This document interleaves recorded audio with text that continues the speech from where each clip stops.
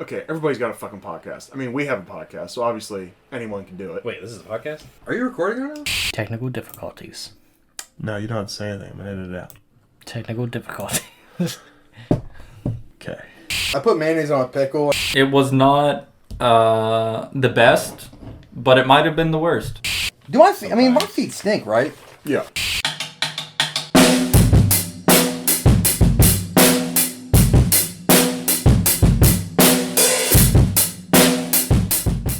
And there's fucking 10 of them. We're going to space. No, not this time. Not this time. Not today, Batman. Yeah, not today, Batman. You know what went to space? The Ark. Or no, it went to the heavens.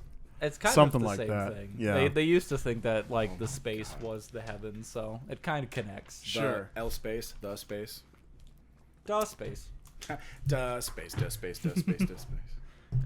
All right, so this is Michael, Hi. whatever you want to call him. At home, it doesn't matter. 'cause I you're usually not don't call gonna him. be talking to him. Yeah, but maybe you can after today. So he's doing Indiana Jones with us. Maybe he'll be a fixture unless he hates this, or if we hate him. You know, we'll see in due time. Both are good. And if you hate him, let us know. Let us know at consequencehotline@yahoo.com. So, so we're doing Indiana Jones. You know that. You read the title. You clicked on the podcast. So, real quick, read through the plot-ish, just in case it's been a while or you haven't seen it. So, South America, 1936. Picture it. Indy's on a treasure hunt with two questionable locals who both end up being traitors despite beating the odds and retrieving the prize. Belloc, his Nazi-French nemesis, wipes it from him and sicks the natives on him. Indy makes his escape back home where he's a hunky professor. College girls drooling over him. Some consultants who are interested in finding the Ark of the Covenant fund his trip. Meet Marion, an old flame of Indy's who's impervious to alcohol apparently and has something he needs to find the Ark. Nazis crash the party. Now Marion's along for the ride with Indy. More locals working for Belloc or the Nazis, who knows at this point, attack Indy and Marion in town. Marion is quote-unquote blown up. Indy, the procrastinating date eater, avoids getting poisoned. They find out Belloc is digging in the wrong place. Indy finds the real location, also Marion, but he can't save her right now. They find the Ark, but Belloc the Vulture strikes again and locks Marion and Indy in with a bunch of snakes. Indy and Marion find a way out, kill some Nazis, make some Nazi puree, and get away on a smuggling trip. It is overtaken by the ship, overtaken by the Nazis, and they take Marion and the Ark back. Indy stowed away on the Nazi ship, makes an attempt to save Marion to no avail. Nazis test out the Ark. Everyone dies except Indy and Marion. The Ark goes into government storage, and Indy and Marion go for a drink. The end. So, likes. You want to start off? I'll start us off. I don't want to put too much pressure on you. I gotta say, so like this first one especially, there's such a like sense of adventure that carries out throughout this entire movie. I think that is just really good, and something that I don't usually get to persist through like a whole movie. And maybe it's just because it's been a little bit since I've seen it. But yeah, just that sense of adventure I feel like just really carries through for it. The formula of having like kind of like some foreshadowing things that come to fruition, just with either like really minor like plot or character points, and some of the other just like major like plot points in general. Some of that has some foreshadowing in the beginning. We get to see that come to fruition later on down the line, which is really fun. The dialogue doesn't take itself too seriously. We still have kind of those quips throughout that make it really fun and show that like no one is really too concerned about anything going on at any point in time, which I think really lends to it. And I think that ending scene, with the Ark kind of being boxed up and put through the warehouse, I think that is like one of the most like dynamite, like just little ending bits of a movie, because it's just the implication of it is incredible, and it just has such an impact. I love it so much. Well, like the end of that, didn't you just want to see what the hell was in the other box? Yes! I wanted to be the guy. I wanted to be that guy. Because, like, there's a guy who's probably, at that time, making, like what, $7 an hour as the, forklift driver driving around, like, the world's most dangerous, batshit artifacts or whatever. Yeah. Unknown properties. And there's just this guy who's forklift certified, whipping his way around, putting them in box, B53A. Yep. It's unreal. Yeah. Gets me going. And then I always thought like, well, certainly the arc has to come back up. This place has to come up, and then that's like where the Crystal Skull begins. And you're like, and then you see like the little glimpse of the arc, and you're like, Oh, here we are. and it's like, oh, that was it. Okay, Yeah. cool, great. Yeah. Underutilized for sure. Underutilized, definitely. Likes, Michael? Well, I agreed with all that. Sure. I thought this is gonna be a really fucking like duh statement, but like, Okay. if you're reading a book like an action adventure novel, this hits all of those things because some of the stuff was so unbelievable, and then some of the stuff was like, oh yeah, I could kind of see that, but it just hit that. So I listen to a lot of books at work like that the certain characters are somewhat like Indiana Jones. You're like, oh. You're listening and you're kind of like, well, that's far-fetched. That's fucking dumb. But then other times you're like, oh, that's awesome. I want to see that. And so this was like, gave you that. I thought you kind of said a little bit about the foreshadowing, the lighting of a lot of stuff. So I thought this potentially was like the best opening introduction to a character in a lot of movies that I've seen, because the lighting for like Indiana Jones, he has his back to you on the camera. The first person you actually see, like he turns around and he's dirty and disgusting. You're like, oh, bad guy. Yeah. And like he's the first one in the light, and then the second guy is like, oh yeah, dirty, disgusting, bad guy. And like the first time you see Indiana Jones, he like is dark and comes into the light, and you're like, oh, there he is. Like that's great, that's awesome. Yeah. So it's kind of cool seeing that. I think also he's like the superhero who's not a superhero. He's the guy who comes in and he's like, you know, I guess I'll do all these crazy things for this thing, but I still fuck up left and right. Yeah. And it's like, oh, he's one of us type thing. So I loved that, like his charisma, his quips, his one-liners, all that kind of shit. I thought it was great. And yeah, like I mean, everything that kind of hit on, even though a lot of the stuff seemed far-fetched, it was just, I mean, it's likable. It's very likable. It's an easy watching movie. It's an easy following plot. It's an easy everything. And it's just, I mean, it's not a 2-hour James Bond movie where we get No. 5 subplots that kind of get shoved into Yes. it that has to, you know, be resolved in the last half hour. It does carry you all the way through pretty well. yeah. Well, if you like walk away to go to the bathroom, get a drink, you come back, you're like, oh, bad guy. Yeah. It's not like, who the fuck is You that? can pick it up. Yeah, pretty well. exactly. Yeah. Yeah. Well, I won't harp on any of the points you guys went on. So basically, I'll just say it's a fun adventure to go on. It's a good watch, and I'll just funnel into dislikes, I guess, from there. Sure. Not so. Don't want to be broken record over here. So Um, many dislikes. You know, obviously, like, you know, the plot itself is a little far-fetched with the arc and going into heaven and everybody's face is melting and everything. Yeah. But, you know, you take that for what it is. It's a movie. So you're not going to be a dick about it. Or maybe you are. Who knows? I don't know. I don't know you. But if you just want to go for an adventure, you know, and you are okay with just letting some of that stuff go, then you're in good hands with Steven Spielberg and Harrison Ford. Yeah. Is what I'll say. They'll take care of you. Not a lot of dislikes for me, but yeah. You got Sure. anything? I don't know if this is just kind of going through like the James Bond movies as much, but the truck sequence that was kind of towards like the you know, like middle half, you know, closer to the end maybe a little bit. But you know, once the arc had been loaded onto the Nazi truck, and they're boarding in, and there's just a very long truck sequence of like Indy getting I onto the thought truck. of you immediately because I was like, I know how like kind of you get very annoyed with the Bond chase scenes, and I was It's- like, oh, Jason's not gonna like this one. And On the truck, front of the truck, under the truck, side of the truck, back of the truck. I get exhausted. Nazis on the truck. It's really what it is. I get exhausted with these type of scenes because there's just some of them are very one dimensional. Like they're definitely very interesting, like kind of like car chase scenes, or you know, that make it interesting and that it is entertaining throughout. And like this started off like well enough that I didn't care about it, but at some point, like I just got very annoyed that we were still on the truck. We were still just punching people, trying to get control of the truck. I don't know how that like Belloc and the vehicle they were in lost track of Indy when they were all behind him. You guys have guns too, right? Just Yeah. turn around. It, you know, some of that stuff kind of bothered me because I just, once those scenes drag on too much, like my brain just starts red flagging and it gets a little upset with it. And then just the, you know, 100%, you know, plot luck of, oh, it's a good thing Indy knew to close their eyes and not look at the arc, so they didn't, you know, melt Very convenient. Yeah. But yeah, no, those were kind of my harps. I enjoy this movie quite a bit. So those were kind of the only things that are bothersome, I think, going through it again. I agree with that. Again, I'll preface, I love this movie. But the dislikes are just all plot holes. Where I had the opening scene, the dudes who were walking through South America with him were like dripping sweat, and he's in like full wool pants, a leather jacket, a heavy duty like shirt. And he's just a little shiny. Yeah. And he's just like happy go lucky. Yeah, I'm doing great. Yeah, we You're call like, that plot air okay. conditioning. Yeah. And so there was like stuff like that.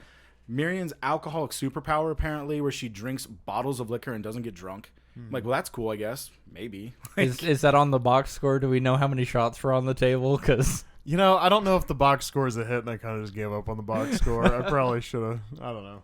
no, it's all right. I was like, there was at least like 14, I think, on either side. Yeah. Well, so there was that, and then there was also when Belloc was like, hey, put this dress on. I think you'll look really pretty. And she, like, got drunk with him, and then, like, sober again, pulled the knife. Yeah, she was just faking it. Yeah. Yeah. We've all been there. So that Miriam in the truck, when Indy comes, shoots the driver, and then it just kind of like tips over and then just blows up. Out of nowhere. Yep. Very Bond-esque. Yeah. When they're in the digging site and Indy and like the head of the digging crew just like walk up to this very important map room and untouched, no one sees them. They're able to do that. With that also, after they figure out where to dig, they just like walk over to this site. No one sees them with a group of like 20, 30 guys about to dig. And like I feel like it's blatantly obvious. Like, oh, like if you're looking at anything, like who the fuck are those guys? What are they doing over there? It's like, is that part of our crew? No? We should go check that out. I would ask you to not underestimate just thinking, I don't want to mess with that. It's like, who knows what they're doing? I don't care. I've got 800 other people I got to manage. 2 guys messing off, we'll probably kill them by dinner. Someone else will deal with it. 100%. They'll be dead. Yeah. It doesn't matter. Yeah. Oh, the other one besides those was the U-boat. So they get away. The Ark, gets put on the only cargo of this huge ship, apparently. And then the Germans sees it. They go. The U-boat goes, which historically a U-boat is a submarine. Yeah.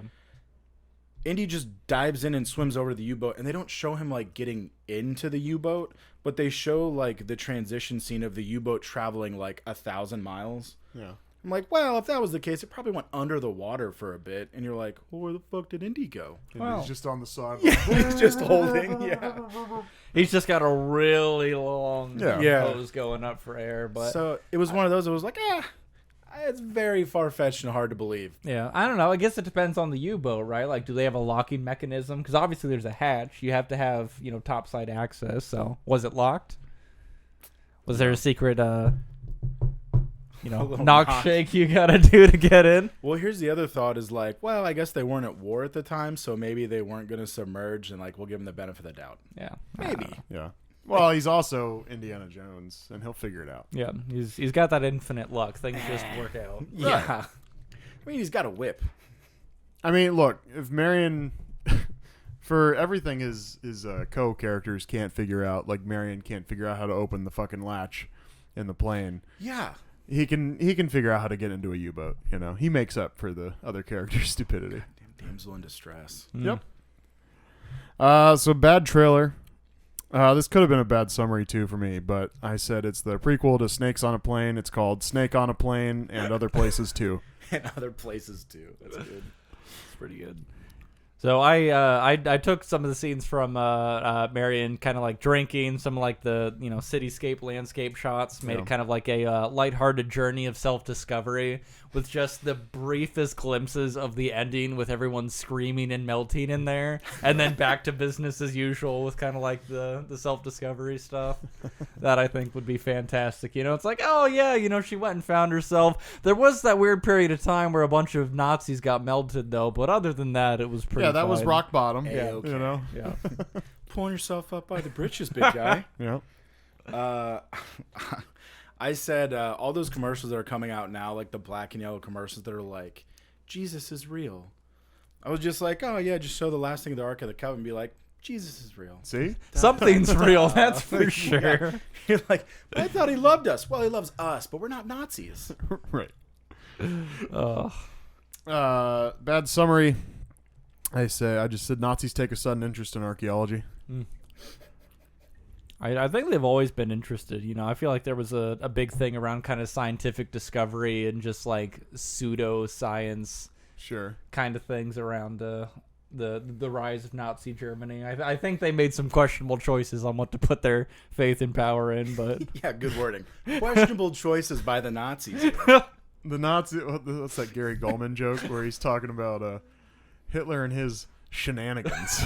Yeah. if that's what you want to call it. Yeah. No, I had local atheist questions faith after a trip to Egypt. That's good. It's good. Mine's a bit longer, so I went. While Nazis try to turn God's love into the ultimate weapon, lovable grave robber intervenes with alcoholic ex-girlfriend, foiling Hitler's plan to give the U.S. government said weapon, which then goes into warehouse never to be seen again, wasting said ultimate weapon. Mm-hmm. And I think it's important to note that spirit damage in this world is all vision based. So if you do not look at it, spirit damage cannot be acted upon you. So just keep that in mind, folks. Yeah, That's why when you're scared, you close your eyes. Yep. yeah, just like Ghostbusters. It's like when you're in bed at night and you're like, well, if my foot's under the cover, whatever's in the room can't get me. You know? Exactly. This is the way. If I hang my foot slightly off the bed, it can grab me. But if I'm close to the edge, I'm A-okay. Yeah. Yeah. Yeah. All right. So into notes. I don't know that we'll do the blow through. It just seems like we got to. I feel Lot like to talk bad about, casting. You didn't have any bad casting for this. Oh, I'm one? sorry. Yeah, that's my bad. I had it. I won't even. It's stupid. So, I think my new method for bad casting is just Googling movies from the same year and finding actors from those movies. That's so sad. I did the same thing, but I typed in top grossing actors, actresses. Like, I think this one was 81, so I just put 81. It's like, oh, okay, yeah. It's not a bad strategy. So I like Michael Myers for Belloc.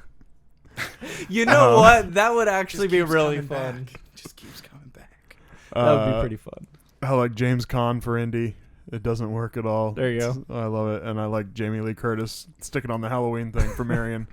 And it almost seems unfair to Jamie Lee Curtis, like, you know, because she does stuff later, but like, She was talking very 1981. Scream Queen era. Yeah. She was pretty one-dimensional. Yeah, like 1981 doesn't have a lot of other skills yet. Yeah. Jamie Lee Curtis for Marion. Yeah. I went for Jerry Seinfeld as Indy. Okay. So just all like the good like quips and kind of like the hardened man American kind of thing replaced with just sarcasm and apathy. Yeah. Oh, and like, you can't keep taking the treasure. This guy thinks he can come take all the treasure. It transforms the whole movie. Hello, Belloc. Yeah. Like the hello, Newman. Belloc. So good. So looking everything up, I was like very surprised to see Tom Selleck was the original thought to play Indy, and I was like, that'd be kind of cool, I guess, maybe. But if Probably I was not. if I was to look at Indiana Jones as like a comedy back then, Chevy Chase starting out his career being Indiana Jones, just all his little intricacies and stuff, I thought would be hilarious. Sure. If we were to, again, to make it as funny as possible, the like geeky Nazi guy with the glasses who like gets the imprint on his palm, Mel Brooks, There you just go. coming in with that, I'm just like, that'd be pretty fucking funny. And then Belloc. Prince, super flamboyant, just little like things here or there. You're like, that guy French? What's going on with that guy? Yeah. But like he drops the accent entirely. It's literally just Prince. It's just Prince. It's like, no, Prince, like you're French. He goes, I'm not. Oh man, that would be pretty good. Good stuff. All right. So again, now we'll start the notes thing. Sure. My bad. I don't think we need to do the blow through thing because, you know, yeah, The story's pretty straightforward. I don't feel Yeah, like we can- there's a lot of nuance. we can just kind of rotate and give whatever notes we feel necessary. So special features, honestly, kind of lacking in the box set. If I'm honest, there was not like a deleted scenes section or anything. I like to get into that kind of stuff a lot, so I was a little disappointed. Shameful. But the main storyline they kind of harped on a lot was just that George Lucas, came up with this idea while doing Star Wars, and was like, "This is a movie I want to watch." And then he called his buddy Steven Spielberg and was like, "Make this." And then it was always supposed to be a trilogy, I guess. So he's like, "Hey, buddy, make these movies. I don't have time. I'm doing Star Wars." Hey, by Because the way, it's this is gonna really make your career look great. he's That's like, Well, go. it's not a bad thought though. You think about it's like like I've seen a bunch of these movies. I have my own work inside of that. It's like, but here's something like I'm really interested in. Like this would be really cool to see. So it's like if you can give that to somebody, especially someone you trust, and you're like, hey, like this is an idea. Here's a vision. Like create the thing that I want to watch. Like you almost have like that. It's like, hey, like I know you can do this thing. Can I commission you to do this thing for me? I think there is something really interesting about that, is creating content for like this is a want I have. I'm gonna find somebody who can do the thing. You do the thing for me. I think that creates good content because you're already starting off with the right foot of this is something I want to consume. This is media I want to consume. Yeah. With that said, I wonder what Lucas would have done differently. I wonder what he talked to Spielberg about and like how much input he had. Did you figure that out? If there was much, like, Lucas is an catering executive or- producer, so I mean, he's there for some stuff. I guess something Spielberg was talking about was the last 3 movies he made was like, everything was over time, over budget. Like, figured Jaws, and it was a couple other things. The one before it, 1941. With that said, I've never seen. I heard it was just a huge flop. It had like John Belushi and whatever. It was like a fighter pilot or some shit. Oh, okay. I don't know. When I looked it up, it was like, oh yeah, huge flop, and so it was kind of like, hey buddy, like do better. Here we go. Let's do this, and it was like a potential for some stuff. Yeah, presenting some opportunity. Yeah. So I mean, it's all Lucas's idea. So I think he's got some creative input there. I mean, a lot of the behind the scenes stuff there. There's a lot of Lucas being on set for whatever. So, I would imagine a good bit of creative input. But it was funny to me that it was just kind of this Lucas going like, "Hey, make this. I want to watch it," and Spielberg being like, "Yeah, I'm making this movie for my friend, and I'm going to stay on budget, and I'm going to stay on time because the last 3 movies I haven't," and like he's just kind of like, like he was talking about whatever shots we get, like if we don't get a shot, like that part's not in the movie, He really said that. Yeah. And so. Can't be over budget. Can't be over time, man. If you don't get it, you don't get it. Right. Imagine if Lucas was like, all right, this is the best part of the movie, and Spielberg's like, all right, everybody don't fuck this Well, up. there's probably a judgment call or two Oh, made in sure. there and be like, We have 2 takes. If you fuck it up, we're done. Yeah, no, the faces aren't melting. We didn't get it. we Sorry. didn't get it. Sorry. Reroll. We can fix that in post. Yeah. So it's just it's crazy to me that like that's how the mindset was for like the first one, and then it becomes one of the more classic movies there are, one of the more classic characters there are. Yeah. And turns into and now we're making a 5th one, which is already out by the time Dial of this comes Destiny, out. I think. Yeah. Yeah. So very interesting to me. The thing neither of us have said is John Williams' score. The Indiana Jones music is like one of the most iconic musics.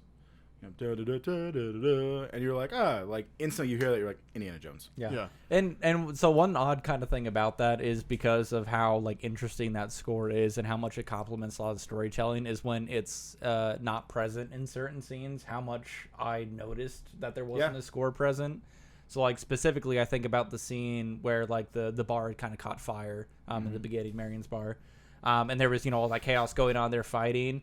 At one point, like, my brain just took notice of the fact that there hadn't been a score in a while and that it was just the sound of, like, fire crackling and grunting and not a lot of dialogue or anything. And it became uncomfortable because I was like, I felt like there was such an absence of score that could have at least been lightly in the background complementing this, and it just wasn't there.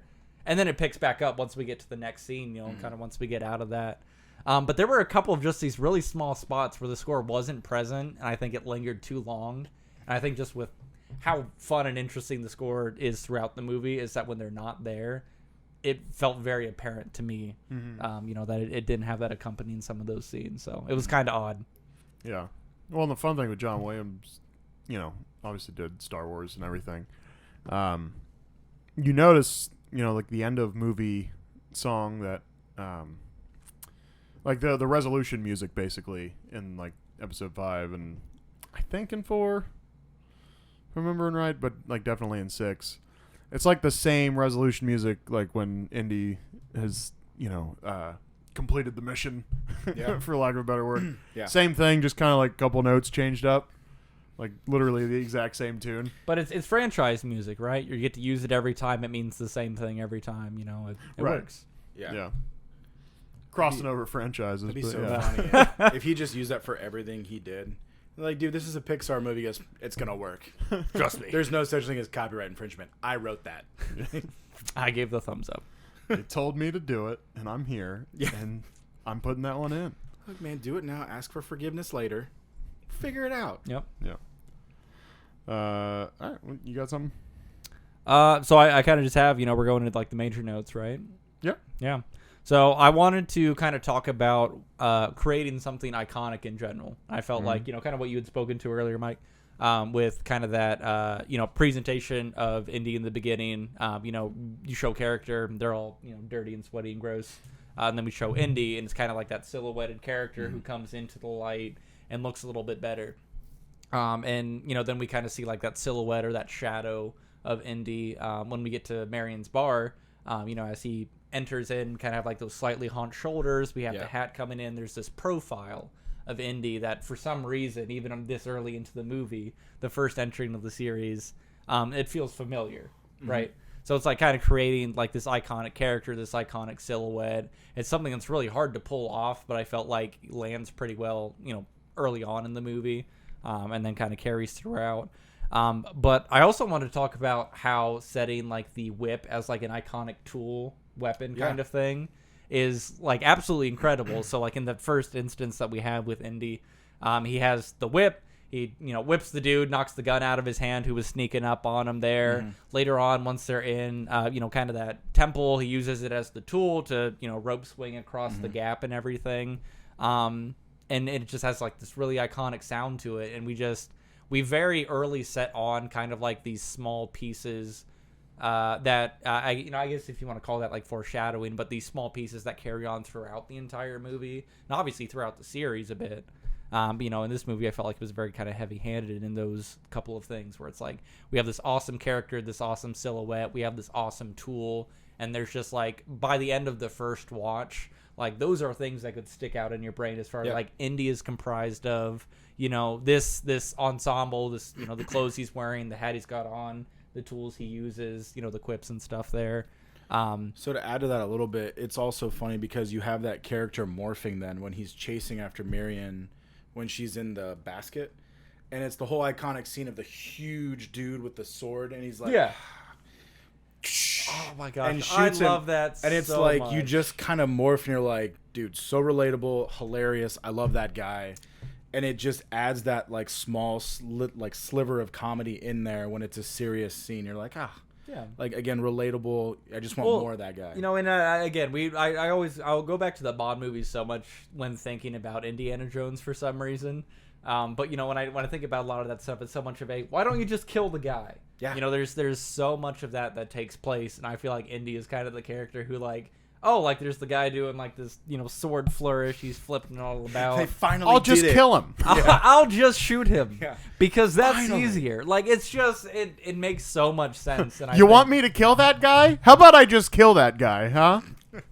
asking too much? But man, does it land? It's so good.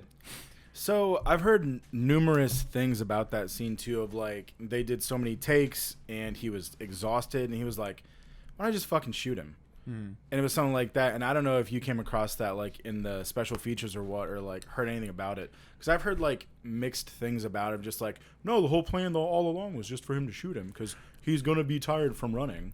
It's really annoying because I've seen things where it's like, oh, Harrison Ford was sick that day, and so they were just like, how about just shoot him? And then you hear like, well, it was a long day and Harrison Ford was tired, and so let's just shoot him. And then, by the way, not mentioned once in the special features. Like, I mean, like, they kind of mention it, and they're like, you know, but they, of course, made it sound like, oh, it's like a, you know, just a fun, it's supposed to be a funny moment. And they acted like it was supposed to be a thing. But then you hear an interview from another producer, and it's like, well, you know, we were kind of running low on time that day, and we figured, you know, it was supposed to be this big whip sword fight thing, and we'll just shoot him. Yeah. So, like, no one seems to have a fucking answer.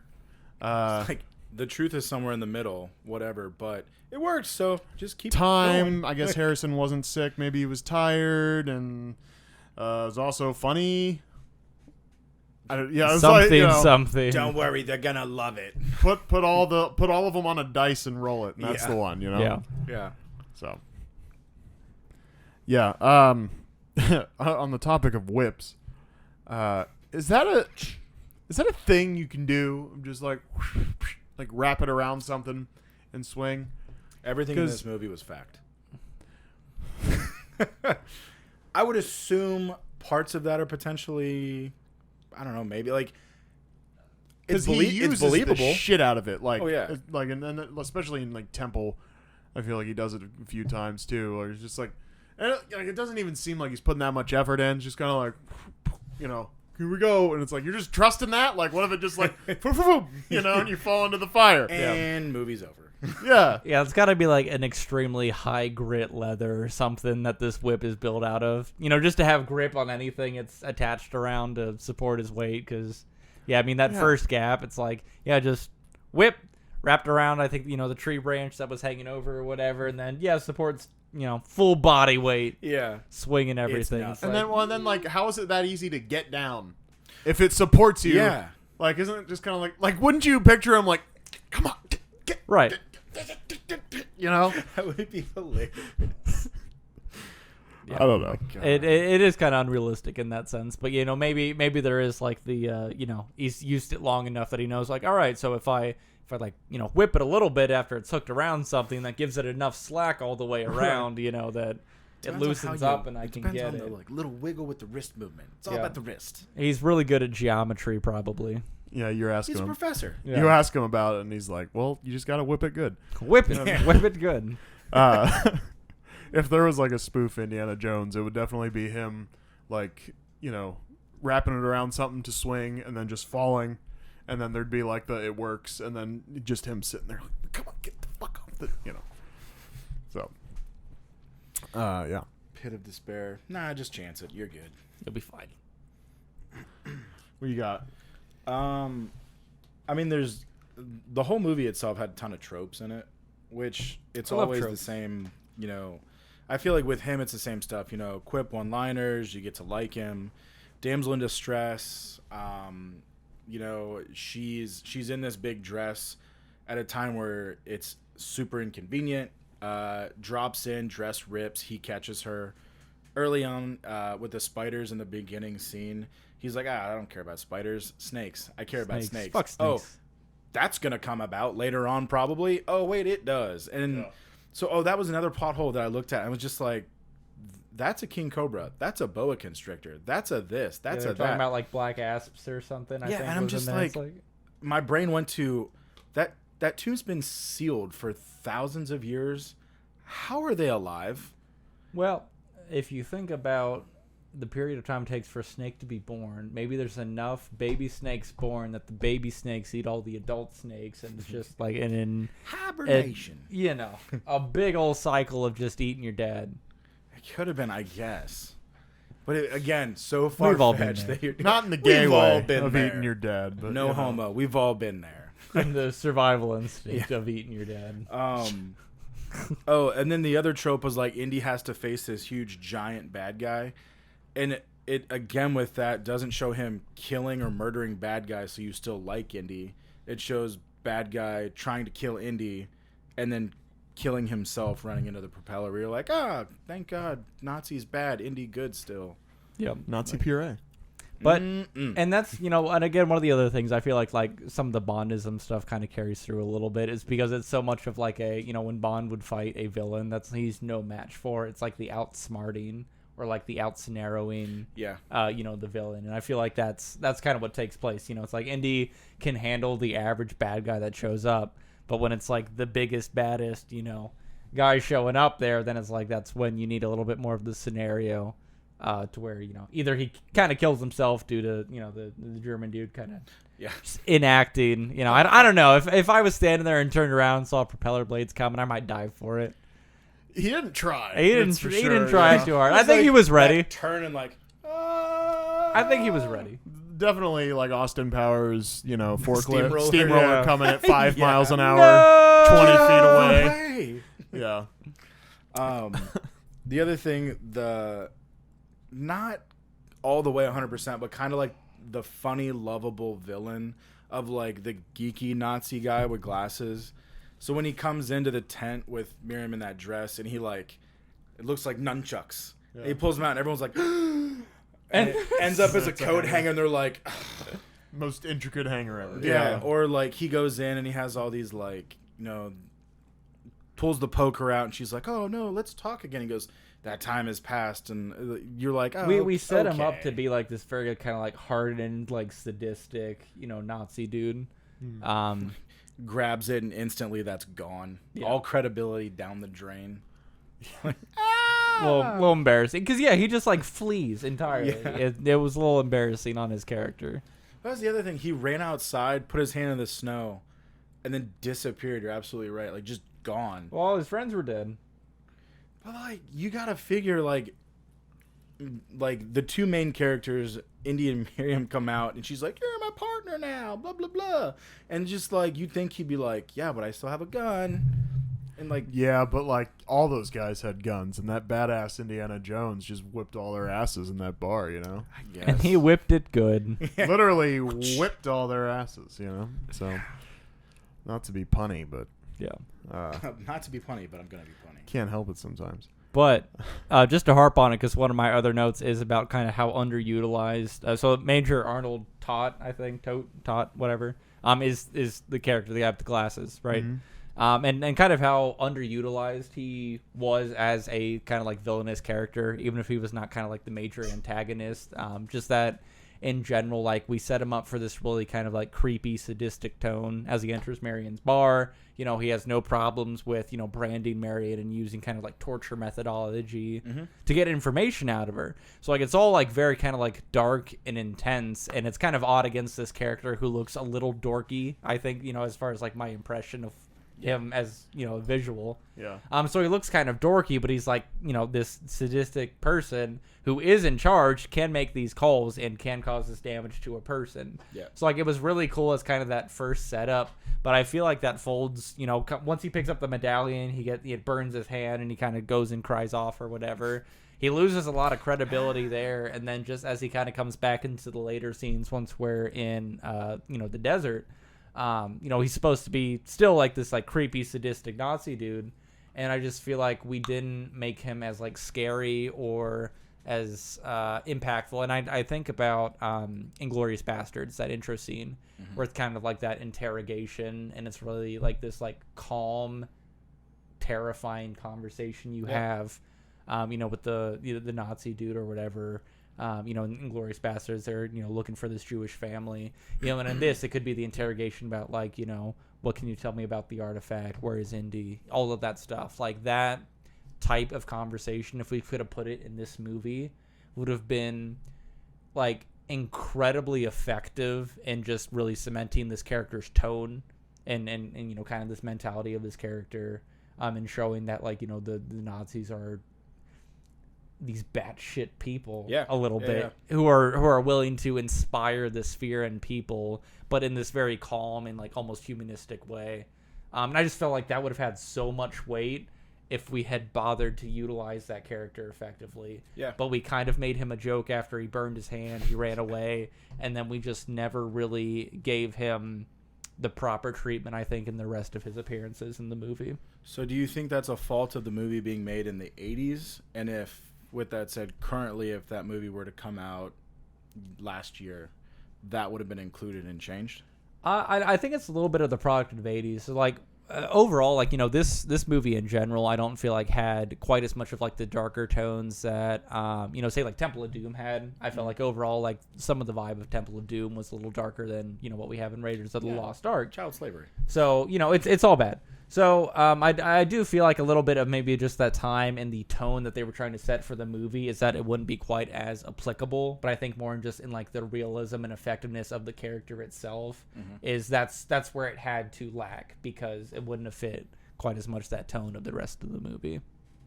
Yeah, I can see that. That makes a lot of sense. It would have the movie itself would have had gone a completely different direction, away from kind of comedy to a lot more serious action-packed stuff like that. Yeah. With that said, all the practical effects in this movie were fantastic. Oh, gee whiz. Gee willikers, mister. I You are so excited that's going to fall down right now. I'm gonna have to fix that. No, but I don't know. I get weird rocks off on like practical and special effects, kind of in like the 70s, 80s, and 90s, because they're so neat. It Just was awesome. based off of the technology and materials that were available at the time, and just the production styles in general. It's like there were only these things available to people, and they made them look so cool. And this movie, they again, especially with the melting of the faces and Did you some look of the anything other up on scenes. melting faces? I did not know. So It had to have been like claymation of some sort or something. basically they Wax face. did the Thanks, Crayola. Right. they did the mold of everybody's faces, right? Sure. And so made like the skull kind of deal, right? And then they painted on all these different colors of gelatin. Thank you. They painted on all these different colors of gelatin, and they'd throw like a random different color here on this layer, like lines and shit. So then when it's melting, like it kind of looks like veins and whatever. Yeah. And so it was like very thin gelatin, but like layer after layer after layer after layer. And so then they had like 2 big propane space heaters thrown at it. It takes, and then there's a guy underneath it with like a blow dryer, like, oh, this section's not melting fast enough. And he's like doing over here, and he's like, oh wait, this section needs to speed up.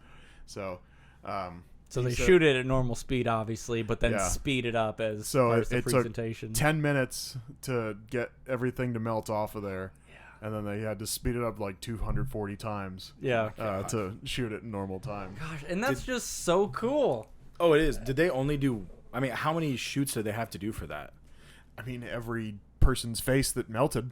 Well, could you imagine they're just like, hey, that one didn't look that great. His We're gonna face have to didn't melt redo good it again. enough. Like, dude, it took us 35 hours to build that. Right. Like, all right, well, 2 more? So, I mean, yeah, basically, like, when they shot the scene, like, they basically just had everybody, like, okay, just, try to do your best to look like a dead skull, and they just, like, froze everybody, like, everybody's like, Yeah. well, Well, I guess The that's kind of last the thing thing they is, see. did they film the scene first and then have to build, the statues kind of around the face that they were making, so they had that as a reference point or which way, so. In that scene, did you get Ghostbuster vibes? With, like, all the stuff coming out and how they shot it with that? That's pretty fair.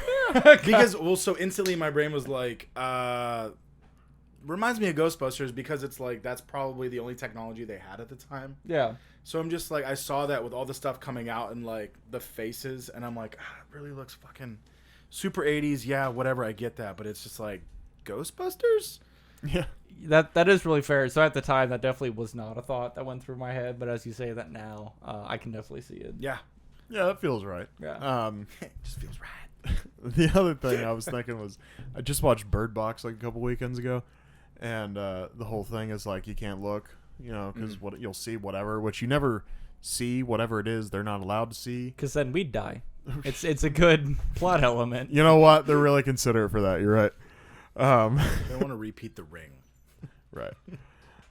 So I just thought I was like, is this a Bird Box prequel? Like, what's going on? That's all I could think. Like, shut your eyes. I also couldn't help but think like alternate ending to that scene. Like Indy's like, Marion, we made it. Marion? Marion. Oh, nice. Turns around, she's just a fucking Yeah. Well, shit. like, oh well. It only slightly changes that ending scene, though, He just doesn't have anyone to talk to and get a drink with afterwards. Yeah. Well, I mean, I'm sure he'd recover well enough. every hero needs a woman to bone at the end of the movie. Sure. So It was if just we- it was so fitting though at the end when he's just like all grovelly and like top people are gonna look into it, and she's like, "Want to go for a drink?" Yeah. Yeah, I'll go for a drink. Yeah, Yeah, you alcoholic slut. Let's Yeah. go. like fuck, Yeah, well, fine, for let's someone do who this. can put down 14 shots and still be pretty operational, like being sober has got to be just the worst experience in her life. I don't like myself. Yeah, she's got like an IV hooked up to one of those like camelback. Oh, things. she's just So funny. Yeah. Just wandering around in a The 30s. second those came out, she was like, "Fuck yeah." yeah. Her blood alcohol level is like 8%. Yeah. Like just waking up too. Yeah. Like, How do you think she got to sleep? yeah, no, you're right. Talking about Belloc, how he's just the fucking worst. Like, refuses to do any work of his own. Like, just comes in, takes Sure, the prize. you've had a manager before. Great point. Great point. Ever had a job? Yeah. Well, Yeah, also with I that, mean- they didn't paint him to be the worst though.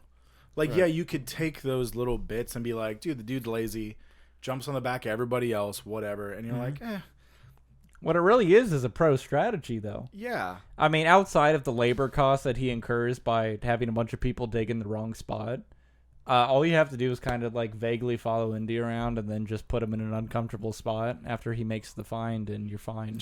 Hey, watch him. I'm gonna kind of make it weird. Just make sure you pay attention to what he does. I see no problems with the strategy. It would only have worked out for him every singular time. I just, like, to me, like, the fact that guy's making a living, and it's like, like, how do you sleep at night, Because, like, I don't know. On a bed made of cash. Well, sure, but, 100%. like, I guess, like, Nazi cash. Well, because you think he discards all what do I want to call, like, responsibility and accountability for it. So if you think about some of the conversations he had with the other German dudes, where it's like I didn't say to do this, I said it could be here, as far as like the dig Yeah. site location there, and that they're Yeah. just kind of going for it. And then when they're kind of arguing about sending like the daily updates back to the Führer. Yeah. Like it What's was results? it was so much of discarding responsibility of just I just provide information and insight. You guys are the ones making the orders, so like this is all on you. And I feel like discarding all classic French move. of that, yeah, discarding all of that accountability to them. That's why he sleeps good at night, because all he does is show up for his work and provides that insight and information. But the insight and information is is just from him following Indy around, Right. going like, "Oh, well, Indy knows." sure. I don't know. It's just, I guess part of the fun of like making an awesome living like that is knowing like, well, it's because of me, But in his case, it is not because of him. I mean, I guess it's because he follows the other guy around. Yeah. don't But I know. mean, there is still a like a knowledge, that's required to interpret the stuff Indy does, right? Like, so Right. there is still, I think, that baseline of like he's good enough to be able to understand what Indy's doing and some of the thought process behind it. Yeah. He's just not good enough to be Indy and do it by himself. He plays the game, but he plays his own game, because in the beginning, when Indy comes out with the relic, he's like, "You chose the wrong team. You should be able to speak this language." And of course, Belloc speaks that language. And you're like, "Oh, okay, that guy's kind of credible. Like, he's got some know-how, but he plays the game the way he plays the game, Yeah. not the way we think he should play it." If that makes any He's, sense. he's the puppet master approach. He gets people. He knows people. that's he good. has Yeah. people who does a thing. Indy is Yeah. just the guy who does the thing. Right. So Yep. I didn't think he was that bad watching this. Like, yeah, he's painted as like, this is the bad guy. But they also push it as like, Nazis bad. He works for Nazis. Again, maybe that's his whole thing, is like, hey, I'm not one of them. I'm just collecting a paycheck. He just annoyed the shit out of me. Just the person that's like takes credit for other people's work. Well, he's that also, just you want him to irritates the get shit beat out of up. me. Yeah. And in the scene where he goes into the bar and he thinks Miriam's dead and he's drinking a whole bunch. Yeah. And then Belloc's there and he just like, "I'll show you something." And everybody pulls a gun and all those kids come. You're just like, I wish he would have just punched him in the face. I would have felt better if he would have just said, hit him just once. Yeah. Just once. Well, I mean, if it makes you feel better, which it made me feel better. His face melted and he exploded. So But there's also, that. that was nice. The very end was a of the comeuppance. movie. where he's like all of a sudden in a religious robe and headdress and just like saying weird religious things. And Yeah, you're just well, like, you had to perform the ritual in order for everything to, how does he know that? Because he at least has the prestige necessary to understand, like, the tradition, the ritual, the history, and the context, right? He went to class. I guess Probably but it's Indy's just- class. Yeah. Dude, that would be hilarious if he was just a student in the back. Just keep your head down. Yeah. Just read the book. He was with your one head of the down. other students that Indy was backdooring in his free time. Dude, love you. Yeah. Creepy. Hunky Professor Jones. Yeah. He's so dreamy. Yep. Let's see here. I like Indiana Jones packing list: jacket, whip, pistol, hat. It's a get-up, man. I don't leave home without any of those items anymore. Indy's extremely lucky to play with his dates. The fact that he plays with his food so much before eating it saved his life for sure. Stupid monkey. Sorry, some of these are just kind of The thoughts I henchman's wanted to monkey. say. Yeah, I loved the monkey.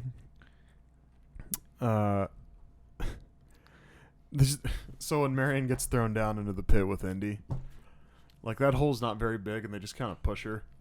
And I just love the thought of the alternate scene of like she like knocks her head on the concrete on the one way side. down, like smacks that fucking idol, or like that big statue over there, and then just like hits the ground. Dust comes up, and Indy's kind of like, eh. Hey, Yeah, welcome to just- the party. like, It's like, looks- that girl's got spinal cord damage. I don't think I'm saving that. She's snake food, as far as Yeah. I'm concerned. I'm gonna look for a way out of here. Yeah. She's over there all like mangled and shit. Like, Indy, carry me out. I was like, fucking no. Can you feel your toes? I bet you can't. If you move your big toe and I'll carry you out of here. No? Oh, no. All sorry. right. Bye, Marion. Yeah. Good luck. Indy. Yeah. Okay. So what do you are you Those are my notes. okay, all right. Yeah. I wanted to make sure I wasn't leaving you out in No, no, no. rotation. My writing is also bad, so me trying to read it. Some of it you're not even sure. Yeah. Yeah, okay. Hence why I type everything out into my phone, because I don't have the handwriting legibility for get fast it. reading. You get it. So I have improvised, adapted, and overcome. Well, sometimes if it's like far out before we do something is when I type it out, Yeah. because I'll write it down and then I'm like, I write down other stuff. So then I'm like, well, I can't have the You front parse page. through it. Yeah, I can't have the front page just being this one I'm going to do forever from now. So then I throw it in the Google Docs. Yeah. Wow, this is a compelling podcast. Okay, so So talk more about those Google Docs. yeah, I feel like this is more of a talking point. Like, I feel like Marion should understand that, like, he couldn't rescue her right at that time. Yeah. Like She you, lacked the vision. like you wouldn't have rescued her at that time, right? For the same reason Indy said, or would you have just been like, I gotta get you out of here? Look at both points of view. Yeah. Yes, they shot it from Indy's perspective, and everybody's like, absolutely, she's baggage. If he takes her, they're gonna come back in a tent in 5 minutes and be like, she's gone. Someone's escaped. Let's The look whole place camp. is on high alert. Yeah. There's no chance. Who are those people up on the hill that got Yeah, by exactly. like scot-free Wait, earlier? what the fuck are those guys doing? Hey, Um, well, I brought those up to you earlier, but you didn't seem to care. It's like, well, yeah, but now the girl's missing and I care. Yeah. But the other thought is just like, okay, well, like, what if they just like brutally beat her the whole time, and she's just like, hey, please God, get me out of here. That's They're the gonna thing. torture me more, and you're like, Grand scheme of things, there's luck. no guarantee that she survives. Exactly. Once they determine maybe she doesn't provide the information on the medallion thing or any of the anything else further, Yeah. they could make that call. Now, granted, Belloc was simping for her pretty hard, oh yeah. so like he Multiple times he was like, pretty "I wanted the protective girl." of Yeah. keeping her at least alive. Yeah, and yeah. that. So at least she had that level of protection. But that's not something Indy was aware of. She could have been discarded at any point. When she was deemed to not be useful. So it was a bold move on Indy's side. An understandable move because, everything would have been on high alert and the rest of the operation would have been in jeopardy. Yeah. But maybe she would have died too. Yeah. Could've gone either way. You're pretty confident if you're in the situation. You're like, obviously, it's easier to, think for the perspective you aren't in, but that you could have. Sure. So, of course, you're like, well, I would have done this. It's like, yeah, well, I mean, till you're there, how do you know? Like when you're tied up in a tent with a bunch of Nazis running around. Tell me about the last time you made a mistake and why it was within the past 2 weeks. Yeah. Is it because you're still stupid? Okay. Yeah. Tell me more. So a special features thing when they get thrown down into the snakes. So apparently most of them were called glass snakes that were down there, which are technically lizards because they blink, whereas snakes do not blink. They don't have lids. Right. So those snakes do not. Well, those lizards, I guess, they do not bite. They're completely harmless. They said a lot of snakes would escape every day, unaccounted for. So they would. That's so good. So they would have to bring in more New snakes because they're just like and they would try to like wrangle, like they show like between shots. There's a guy like kind of like brushing snakes up, like, hey, get the fuck out of there. They'd like pull him out. He's got like a broom. He's just scooping them back in. I wonder what his official title was if you look at the credits. Snake Wrangler? Yeah, probably Snake Wrangler, Snake Handler, Snake Broomer. Awesome. Yeah. But yeah, so those are completely harmless. They did actually bring like the King Cobra on site and had to have like anti-venom around. Just in case. So I'm guessing, I mean, they didn't go like, so that shot's legit, but like I'm guessing that was a pretty legit shot of like Indy like standing there, because they were talking about how the Cobra kind of like warns you, it like stands up, it doesn't like do anything right away, and it's like if you get any closer, that's when something happens. So I'm imagining they probably pulled that shot off. Well, with a snake I took expert it on site, and I assumed that it was like just playing with the angle, and he was probably like 12 feet away. Oh, and maybe. like Snake came up, and they just made it look like he was like I would really imagine, close yeah. or something. Because they're like, that's the other thing, is just Or like like a handy piece of glass. you fucking did what to Harrison Ford? Yeah. Like He got bit by a fucking cobra. in the face? He's What got are you other doing? stuff he's got to do tomorrow. Yeah. How's he gonna fly the Millennium Falcon with one eye? He's supposed to be Han Solo in 36 hours, you dickhead. He's Han dead right now. Fuck. It's fine. We had the anti-venom. He's just going to be blind in that eye. No Yeah. big deal. But It's no, just you're right. one That, eye. it definitely could have been like some camera tricks just to kind of like, trick that focus, to make it seem like Indy was a little bit closer than what he really was. Or the pane of glass. I think Yeah. about how they did the trick in That would be 2001 A Space Odyssey with the pen that was kind of floating through How it. dare and- you bring up 2001: A Space Odyssey again? Oh wait, Tyler told me about that. Loves that movie. Oh, man. Loves that movie. I will watch it again. Tyler will never watch it again. Again, I respect it visually for the era it was in, but I never want to see it again. No symbolism. Fuck that. Fuck symbolism. A couple more notes of me going, can you actually use a whip like that? You really can't. I looked it up. I didn't look it up. I'm just. I assuming. said fucking women in adventure I movies. want to believe you can. Good quote. I'm going after that truck. How? I don't know. I'm making this up as I go. Love Again, it. I love the lovable guy. honesty. Yeah. Lovable guy. The Yep. first thing I looked up about it was just like, hey, everybody loves him because he fucked up that first scene where he like takes a little bit out of the bag of sand. He's like, yeah, probably. Yeah. And like puts it into like, then it goes down. You're like, too heavy, dumbass. Run. Yeah. Like, Well, that's the thing when you introduce, I think, a protagonist like that, where it's a character whose best effort rather than like he's the 100% expert. This wasn't a flawless run of the Indiana Jones video game as his life kind of thing. yeah. Sure. This was the best effort. So it's like things are gonna happen. You're gonna miss button prompts. You're gonna choose the wrong dialogue choice. But by damn, are you gonna get to the end credits? I skipped through all the tutorials and now I'm here. How do I play? Yeah. Yeah. I had a chase scene note, just like for me, it was like when I was a kid, I lived for the chase scenes because I was just obsessed with cars as a kid. And now as I get older, I do lean more in the direction of Jason going like, are you fucking kidding me with a 14-minute boat scene in Live and Let Die? Unforgivable. Unforgivable. So at this point, I kind of look at them.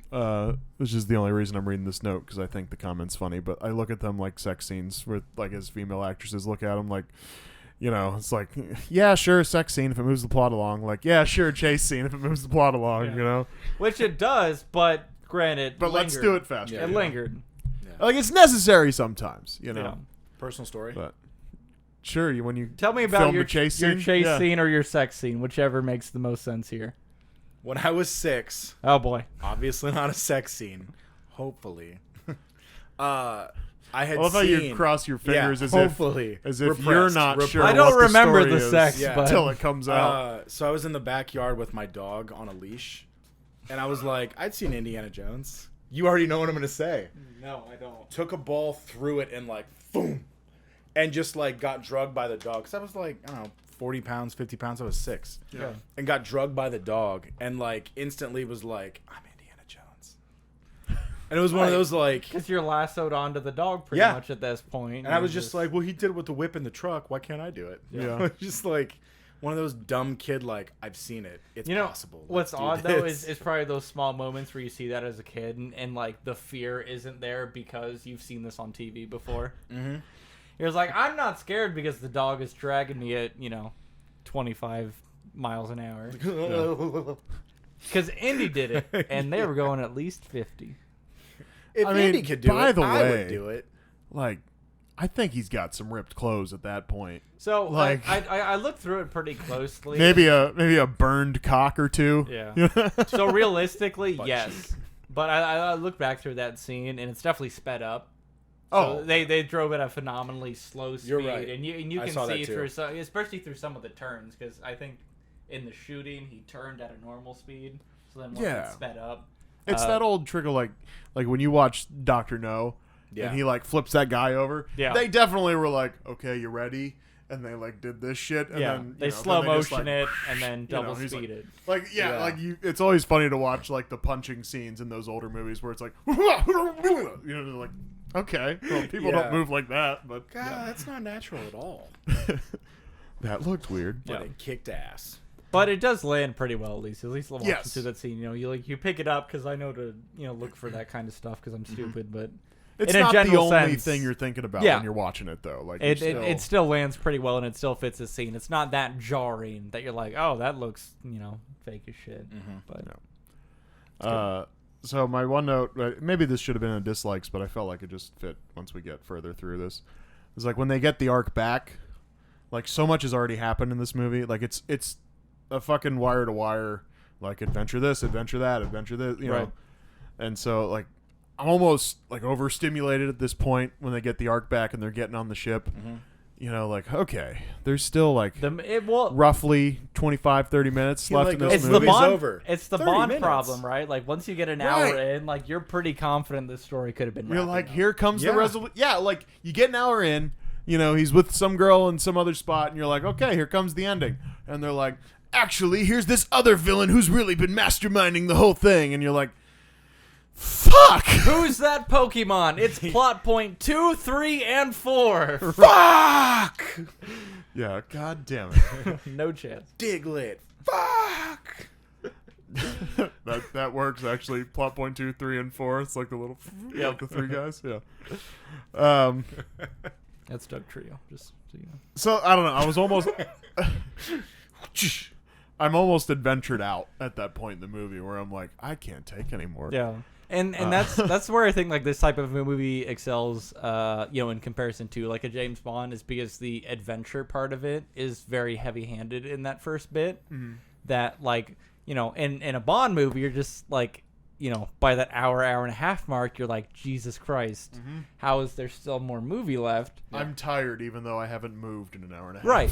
But in the indie movies, I feel like it's kind of opposite. You've made a ton of progress kind of in that time period, and then it's like aren't we done? Like, are we not at resolution yet? And then it's like we're I think we're kind of like soft-handing in some of those plot points. When the arc has changed hands 3 times already, and Yeah. you're like, it's gonna change hands again. But the last hand is God, so Sure. there's that. Yeah, sure. Well, so here's the other thing with that is Yeah. like on the ship, I was also just like, just fucking turn left, dude. Like go where they're not expecting you. Run away. Do anything else. Yeah. And they're like, nah, we're just gonna chug along. And then it shows the box of the ark, and it has like the swastika on it. And it just like starts like burning out, and I was like, Here we go. Like, it's one of those you're just like, come on, dude. Now, Yeah, can you like- confidently tell me why it started burning? I would guess it has something to do with Symbolism. God, Nazis are evil. Like, I was like, oh, that's kind of neat. Why though? Exactly. I was Well, just because what it's the like there's a fuck? Jew thing inside the evil Nazi thing where Yeah. it kills No. Jews. Expand on that. Yeah, the Jew thing, the Ark Yeah, of the you know, Covenant. the yeah. Jew thing. Yeah. Like, You remember? I feel like it was less weird until you repeated it, you know? sure. That's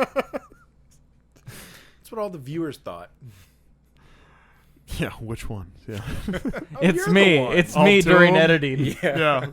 Yeah, that's the what Jason one. was thinking.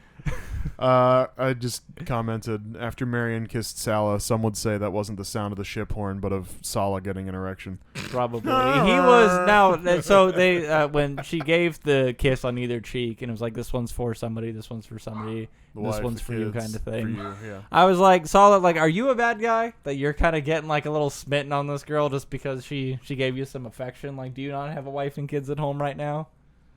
It's like, that's a little odd. That's that Well, classic 1980s look, guy. One thing I forgot to mention, Sala, his actor, is Gimli from Lord of the Rings. And that is just the littest thing ever. Because Really? Gimli's obviously a dwarf in Lord of the Yeah. Rings, but Sala is a giant of a Yeah. man. And it was a struggle to get him to look like a dwarf in Wait, Lord that's of the Rings. but- legitimately that's Yes. the actor? Yeah. What? Yeah, this is not a bad casting segment. This is This is a real casting segment. Mind fucking blown. Yeah. rookie move by Indy. Well, God damn it, Indy, where doesn't it hurt? Like, you know where to point. You know, odd character point in general, because to me that was like such a weird To point be of fair, his dick's probably burnt from the getting dragged behind the car. Right. Anyway, go ahead. but it's such an Doesn't odd matter. point of vulnerability for that character, because usually you don't see like your rugged like American main character have emotions or feelings. Like there's nothing really within a certain realm of like neutral, just sad kind of thing. So like to him to be in this very simp like state of like, well, it kind of hurts here, and then she kisses and he's like, well, it kind of hurts here on my cheek too, It and then doesn't she hurt. Like, yeah. Here's good. yeah. Yeah. It's like it felt so odd, but also I guess if you want to like pull that to like the point of realism, it's like, hey, you know, he just wanted the nut a little bit, you know. So it's like you're gonna start flirting with the girl in front of you, and obviously him and Marion have the history. So like that's there, and then I thought it was extremely fitting for him to pass out before it went anywhere, because it's like outside of just being really horny and kind of wanting Marianne to give him some fuss and attention and some affection. He's like, I've been hauling ass all day, Marianne. I'm going nappy poo. Like, just do it when But- I wake up. The next morning, she did wake up without her Clothes. Yeah. nightgown Something on, happened. so- Yeah. Bing bong. He woke up eventually. They got it done. Say what you will about the Nazis, but they are persistent. They arrive on the island, and Belloc and Marion look at each other a certain way. How do you think Marion's trip went to the island? Also, it is around this time where I'm thinking, hey, whatever university Indy works at really has flexible time off policy. He just came back from South America a couple days ago, and then, runs out to fucking Egypt. So Never have I thought about this the whole movie. if you remember when he was teaching the class at the beginning, after he dismisses it, he's like, my office hours, I'll be in on Wednesday, but not Thursday. And I think all of that was a lie. Oh, yes. Because I'm pretty sure he left that night to go to, on his way to Egypt. Yeah. So, to meet up with Sala. You mean to tell me there's an Ark of the Covenant? The girl with "Love You" on her eyes, she definitely showed up on Thursday, ready for the double Dutch dunk, and Knock, did not knock. receive it. Oh my god. Yeah, Wow. she had hilarious. something else written on her vagina, and I'll What is let you that? guess. What is that guy's PTO? Yeah, no, Jesus. exactly. What do you think happens if he blows up the Ark? Like, is it just... Like, does something crazy happen because of obviously what we saw in the end of the movie? That's how the or, Beatles like, were born.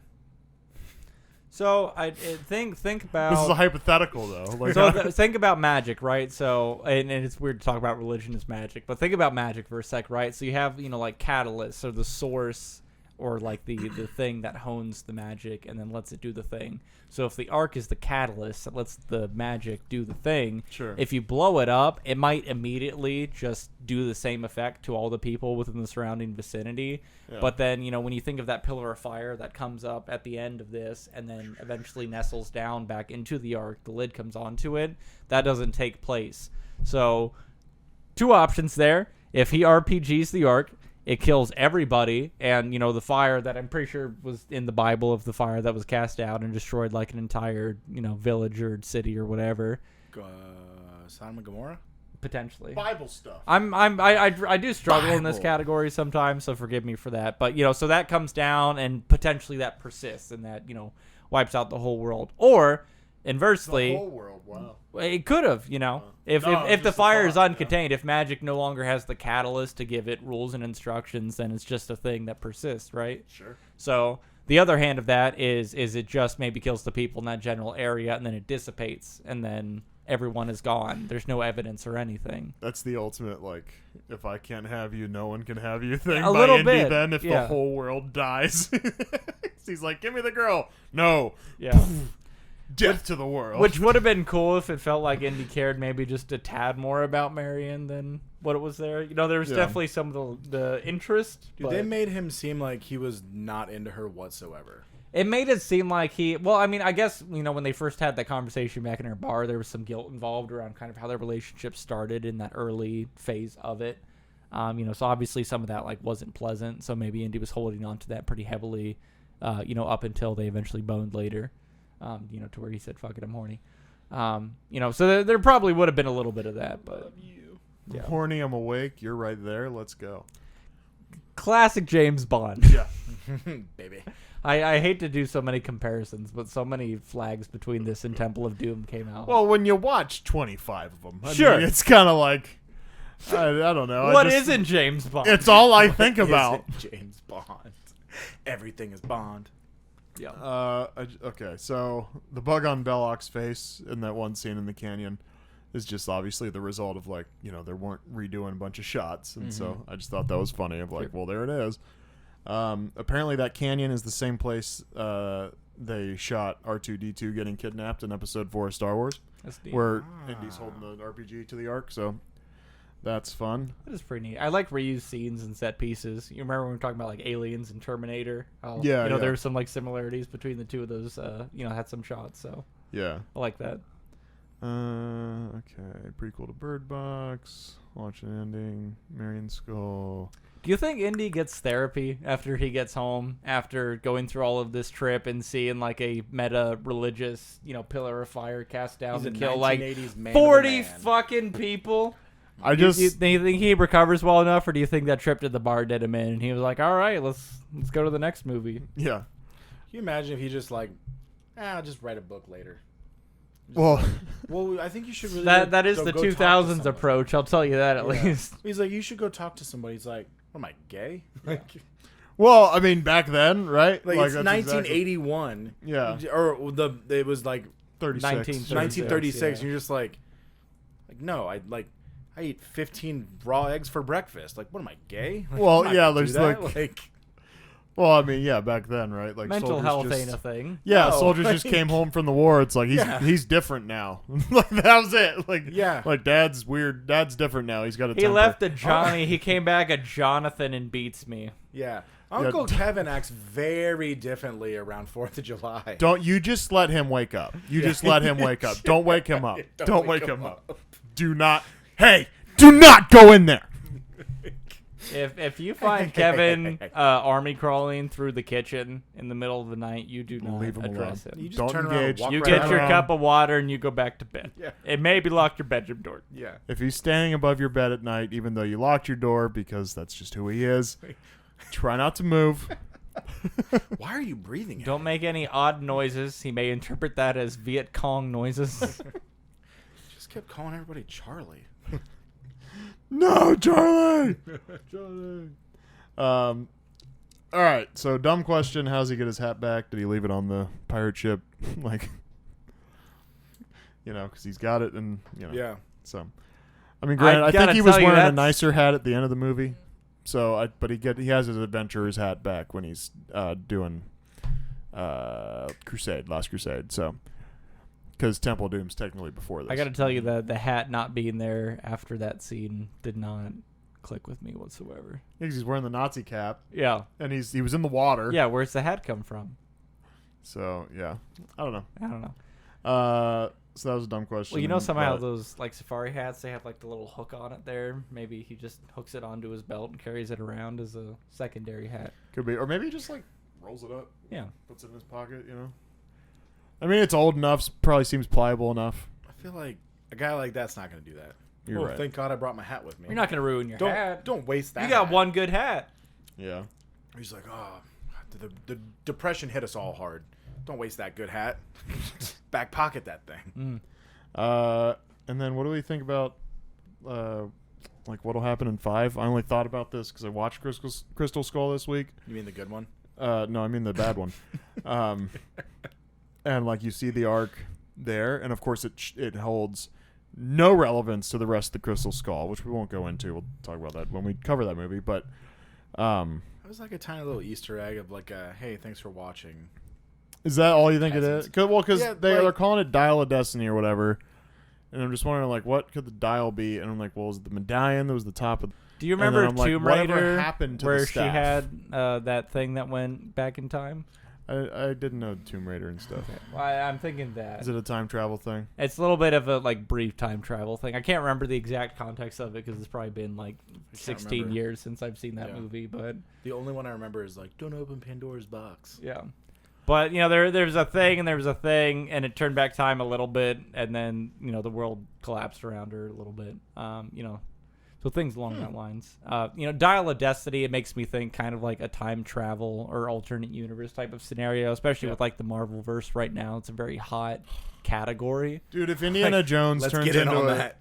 if Indiana Jones turns into a time travel thing, I'm gonna be very upset. Yeah, but maybe like a timeline reset even, though, you know, because that's not as far-fetched in the grand scheme of like narratives, but at least as far as what's hot right now, like, you know, universe resets and context resets, Yeah. that's 100% a thing that's kind of hot right now. So How fucking pissed are you going to be if it opens up and it's just like, Indy's like, all right, so about that quantum realm. yeah, Son of a bitch. what I'm walk worried out. about is Fast 11, where they get the DeLorean that goes back in time. God. I've made peace with Fast and Furious. I'm gonna ignore it. All right, Maybe one Dom, day. this is a DeLorean. That's a flux capacitor. No, this is family. yeah, flux family. They go back and stop Paul Walker from crashing. Oh, Paul, no. R.I.P. All right, I'm about done. I think. Yep. Anybody else got anything? I'm good. I'm set. All right. Well, thank you for watching or listening. ConsecrateHotline.yahoo.com with your complaints, concerns, whatever. Also, feedback. Suggestions. Yeah, feedback in general, yeah. You don't have to be mean. You don't have to be mean, but it is allowed. If you could just stop being mean, that'd be much appreciated. Don't be hurtful. We're tired. It's totally allowed, though. You know, tell us what's wrong. Suggestions for other stuff, whatever. YouTube, Spotify, Apple, wherever you get your podcasts. Subscribe. And thanks. Bye.